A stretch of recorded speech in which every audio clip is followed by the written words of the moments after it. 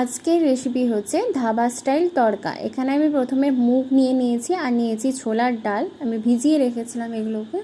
এরপর দিয়ে দিচ্ছি কুচি করে রাখা আদা আর কাঁচা লঙ্কা, কাশ্মীরি লঙ্কা গুঁড়ো, হলুদ গুঁড়ো আর দিয়ে দিব লবণ, আর দিচ্ছি কসুরি মেথি, দিয়ে ভালোভাবে প্রেসার কুকারে সেদ্ধ করে নেব। এবার দিয়ে দিচ্ছি কড়াইতে সর্ষের তেল, এর মধ্যে দিয়ে দিলাম ঘি,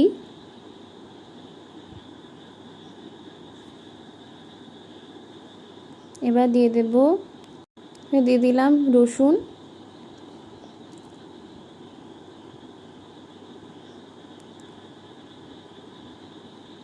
দিয়ে দিচ্ছি কেটে রাখা পেঁয়াজ,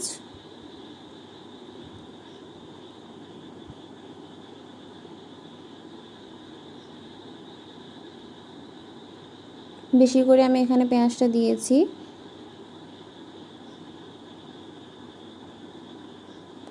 এবার এর মধ্যে দিয়ে দিচ্ছি কেটে রাখা আদা,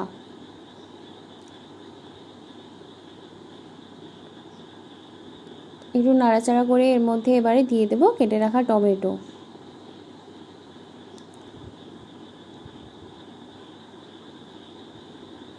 সব কিছু বেশি গলানো যাবে না, একটু যাতে গোটা গোটা থাকে। এবার আমি এর মধ্যে দিয়ে দিচ্ছি কেটে রাখা কাঁচা লঙ্কা, এবার দিয়ে দেব সেদ্ধ করে রাখা ডাল।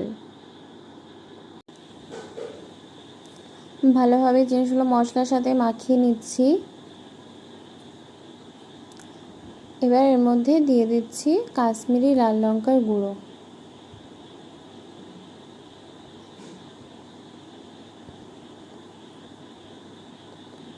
লঙ্কাটাও ভালোভাবে মাখিয়ে নিয়েছি। এবার দিয়ে দিচ্ছি সামান্য পরিমাণ জল, বেশি জল এখানে ব্যবহার করব না কারণ ডালটা আগে থেকে সেদ্ধ হয়েই আছে। খুব সামান্য পরিমাণ জল দিয়েছি।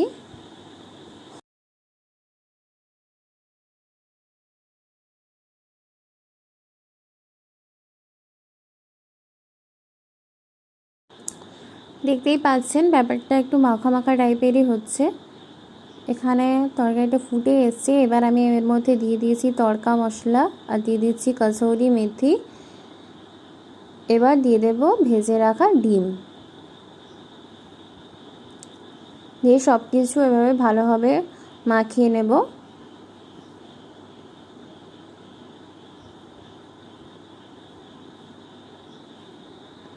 এরপর দিয়ে দেব ধনেপাতা।